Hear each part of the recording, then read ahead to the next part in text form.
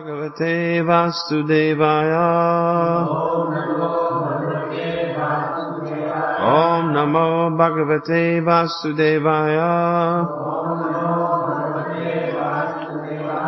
Narayanam Namaskritya Naram Chaiva Narottamam Devim Saraswatim Vyasam Tato Jayam Udirayet. Srimad Bhagavatam, Canto 1, Chapter 2, Text number 7. Vasudeve Bhagavati Vasudeve Bhagavati bhakti-yoga prayojitaha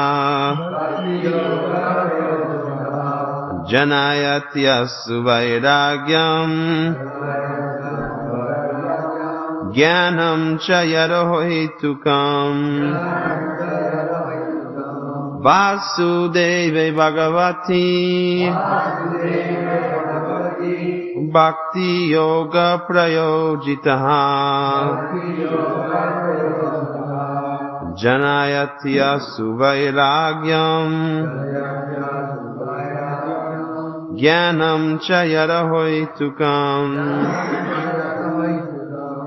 Vasudeve Bhagavati bhakti-yoga prayojitaha janayatyasu vairagyam jnanam cha yarohitukam. Vasudeve unto Krishna, Bhagavati unto the personality of Godhead, bhakti-yoga contact of devotional service, prayojitaha being applied, janayati does produce, ashu very soon, vairagyam detachment, jnanam knowledge, cha and yat that which, ahoitukam causeless. Translation and purport by His Divine Grace Srila Prabhupada. By rendering devotional service unto the personality of Godhead, Sri Krishna, one immediately acquires causeless knowledge and detachment from the world. Purport. Those who consider devotional service to the Supreme Lord Sri Krishna to be something like material emotional affairs may argue that in the revealed scriptures, sacrifice, charity, austerity, knowledge, mystic powers, and similar other processes of transcendental realization are recommended. According to them, bhakti, or the devotional service of the Lord, is meant for those who cannot perform the high-grade activities. Generally, it is said that the bhakti cult is meant for Shudras, Vaishyas, and the less intelligent women class. But that is not the actual fact. The bhakti cult is the topmost of all transcendental activities, and therefore it is simultaneously sublime and easy. It is sublime for the pure devotees who are serious about getting in contact with the Supreme Lord. And it is easy for the neophytes who are just on the threshold of the house of bhakti. To achieve the contact of the Supreme Personality of Godhead, Sri Krishna, is a great science. and it is open for all living beings, including the Shudras, Vaishyas, women, and even those lower than the low-born Shudras. So what to speak of the high-class men like the qualified Brahmanas and the great self-realized kings? The other high-grade activities designated as sacrifice, charity, austerity, etc., are all corollary factors following the pure and scientific bhakti cult. So, the first point which is being described here is that this bhakti cult is not something sentimental. Generally, it was thought by the common man, or it is thought by those with less intelligence, that bhakti cult was meant for the lower classes, namely Shudras, the Vaishya class, and the less intelligent woman class. So, actually, we understand that just like the Shudras, they were so busy with so much work, Vaishyas had their business, and the women are always engaged in so many household activities.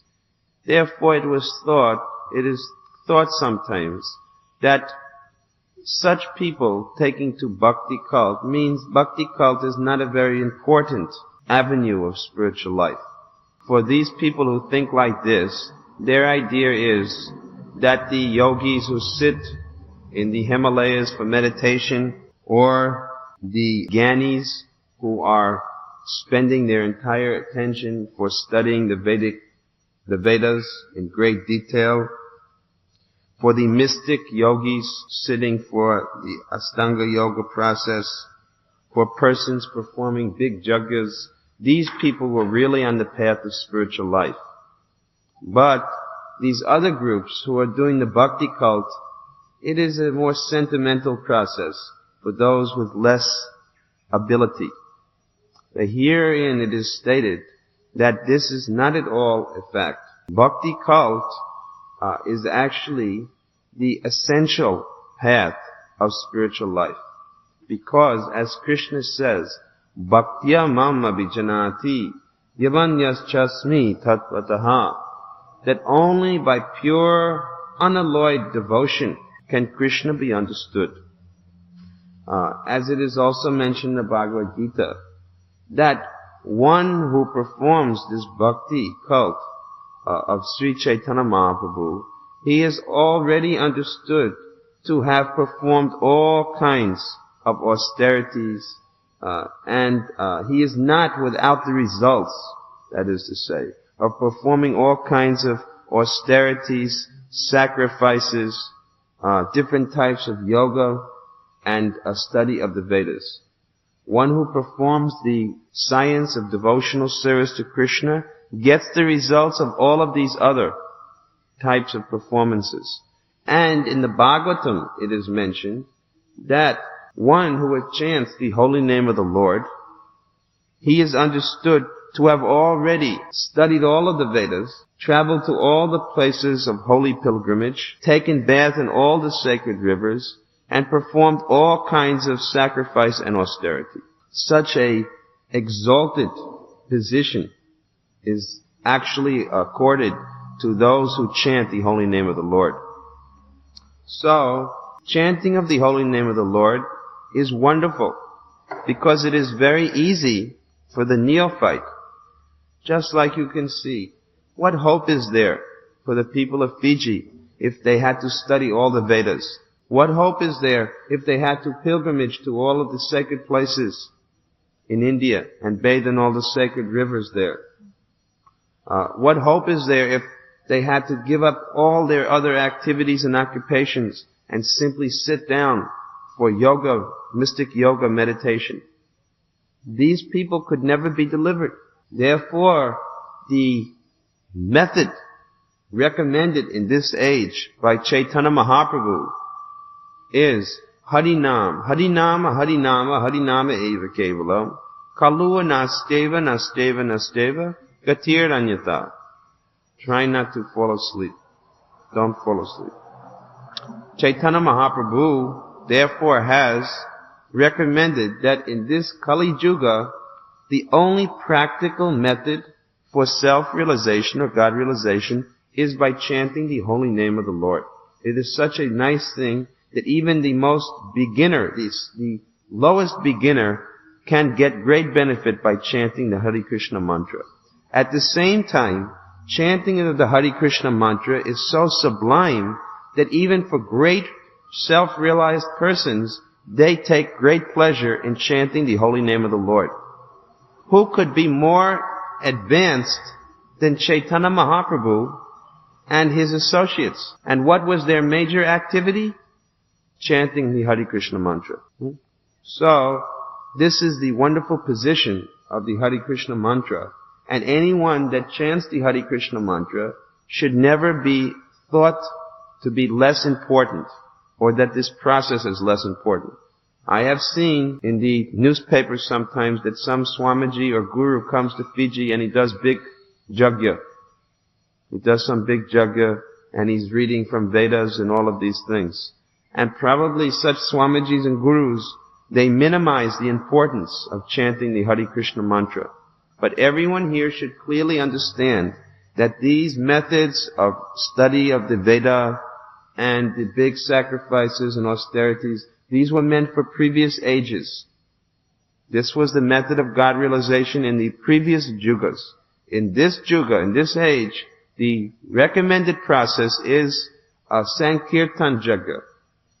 Krishna Varna Tvishta Krsna Sango Pangashta Parshadam Yajnai Sankirtanai Prayer Yajanti Hi Sumedasha. In this day and age, anyone who possesses sufficient brain substance, anyone who is sufficiently smart, intelligent, he will worship the Lord, Chaitanya Mahaprabhu, who has come with his associates for performance of the Sankirtan Jagya. The principles of knowledge and detachment are two important factors on the path of transcendental realization. The whole spiritual process leads to perfect knowledge of everything material and spiritual. And the results of such perfect knowledge are that one becomes detached from material affection and becomes attached to spiritual activities. Becoming detached from material things does not mean becoming inert altogether, as men with a poor fund of knowledge think. Naish karma means not undertaking activities that will produce good or bad effects. Negation does not mean negation of the positive. Negation of the non-essentials does not mean negation of the essential. Similarly, detachment from material forms does not mean nullifying the positive form. The bhakti cult is meant for realization of the positive form. When the positive form is realized, the negative forms are automatically eliminated. Therefore, with the development of the bhakti cult, with the application of positive service to the positive form, one naturally becomes detached from inferior things and he becomes attached to superior things. Similarly, the bhakti cult, being the supermost occupation of the living being, leads him out of the material sense enjoyment. That is the sign of a pure devotee. He is not a fool. He is not a fool, nor is he engaged in the inferior energies, nor does he have material values. This is not possible by dry reasoning. It actually happens by the grace of the Almighty. In conclusion, one who is a pure devotee has all other good qualities, namely knowledge, detachment, etc. But one who has only knowledge or detachment is not necessarily well acquainted with the principles of the bhakti cult. Bhakti is the supermost occupation of the human being. So, here it is mentioned that the result of the bhakti cult is causeless knowledge and detachment will follow. This knowledge means knowledge of both the material and the spiritual. We had practical experience in the form of our beloved spiritual master Srila Prabhupada, that no matter who came to speak with Prabhupada, he could completely defeat such a person. Big PhDs came, big scientists came, doctors came, philosophers came, men of all different fields came, and in every case, Prabhupada was able to convince them of the essential nature and the necessity of Krishna consciousness. This means that for one who is Krishna conscious, he has all knowledge, both materially and spiritually. Why? Because Krishna is the source of all knowledge. All knowledge comes from Krishna. Therefore, one who surrenders unto Krishna, by the grace of Krishna, he receives all knowledge. As it is described, Sarvasya chaham ridi shani vishto matta shmitir gyanam apohanam cha. Krishna says that I am in everyone's heart, and from me comes jnanam, and comes knowledge, remembrance, and forgetfulness. So from Krishna, Krishna can give one all knowledge. And this is the result. We should not think that this bhakti process is a sentimental process. As it is said, religion without philosophy becomes mere sentiment. You can see that practically. Most people who are following different religious paths, because they have no philosophy, it is sentimental. And because it is sentimental, what happens? Because they have no proper philosophy, they break their own religious principles. Just like in Christian Bible it says, thou shalt not kill. But because they don't have any philosophy, because they don't understand that the soul is in the animal as well as in the human being, they're killing the animal because of no philosophy. So religion without philosophy makes sentiment. And sentiment is not enough to take one back to Godhead. Similarly, philosophy which lacks religion becomes mental speculation, dry. Some people who are simply philosophers without any religious feeling, they're dry. Just like there are different groups, philosophical groups, even in different religions, they don't believe in the deity, they don't believe in service to the deity. You've seen different groups like this. They're dry, no life. And because they're dry, they don't get a higher taste. This is also described that, Vishaya vinivartahante, nirahara shidehinam, rasha rajam rashopyasha, param drishtva navartate. The embodied soul may be held back from experiencing sense objects, but the desire or the taste for sense gratification is still remaining there. This means that artificially one may be held back from sense gratification, but this taste for sense gratification is still there. But ceasing such engagements in sense gratification, if one engages in the service of Krishna through devotional service, he experiences a higher taste, and thus the lower taste automatically goes away. So this is the idea of how all bad habits will go away. All bad habits will cease when you take on the better habit. Now what is the better habit? This devotional path. Chanting of the holy name of the Lord, for example. Devotional life, all types of spiritual life, yoga means to control the senses. And what is the most important sense? What is the first sense to come under control? The tongue. Therefore, we are controlling the tongue. How? We are teaching people to only use the tongue for chanting Hare Krishna. And we're teaching people to use the tongue for eating Krishna Prasadam. If people will stop eating these prohibited foods, meat, fish, eggs, and other bad things, and simply eat Krishna Prasadam, they'll lose all their taste for these other things. And if people will chant Hare Krishna with their tongue instead of talking all nonsense talk, they'll lose any interest in other material subjects. In this way, their consciousness will become purified and they'll become elevated.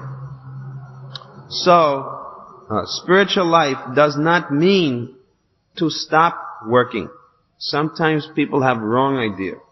They think that spiritual life means that one should stop working. But spiritual life doesn't mean stop working. It means stopping bad activities and taking up the real activities of Krishna consciousness, devotional service to Krishna.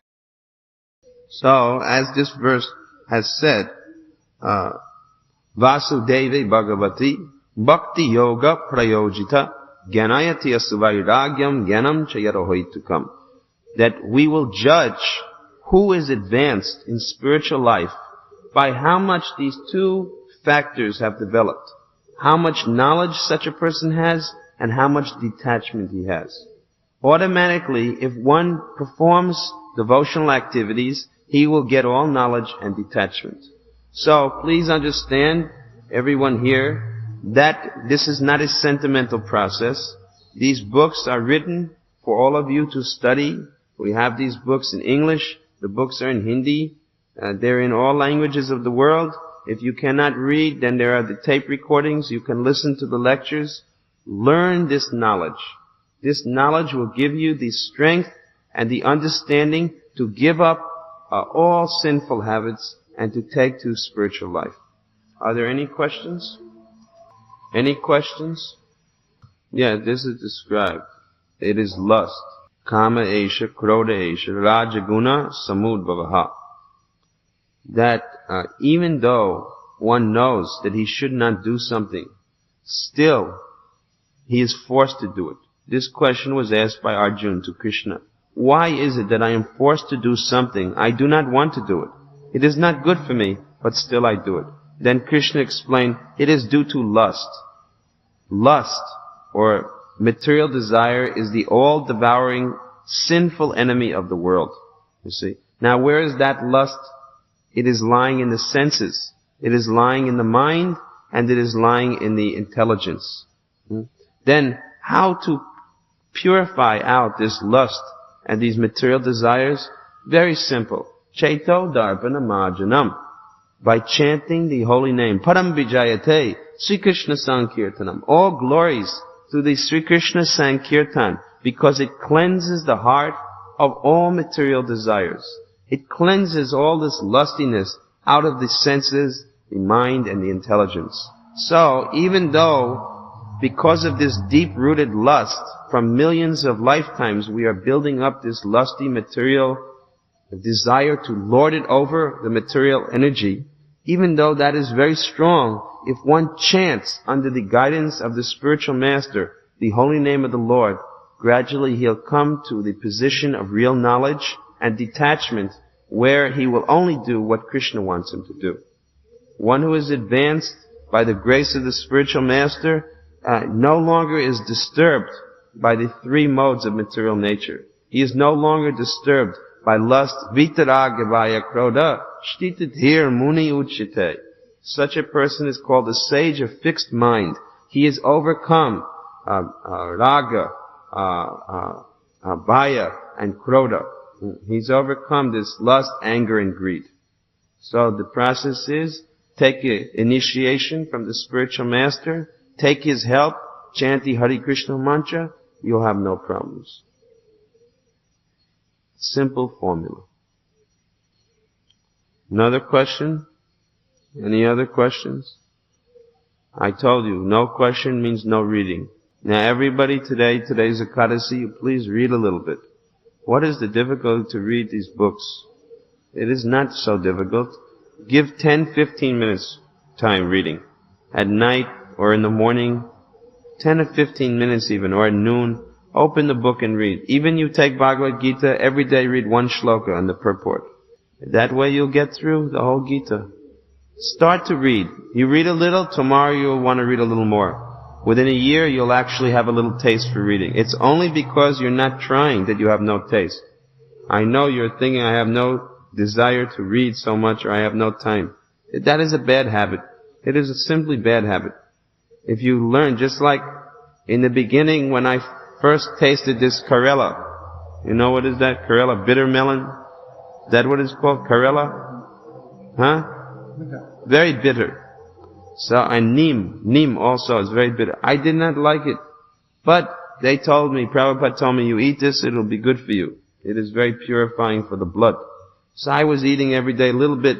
Now it is my favorite thing. I like it very much, Karela. So that means that gradually one can get a taste for something if he takes little.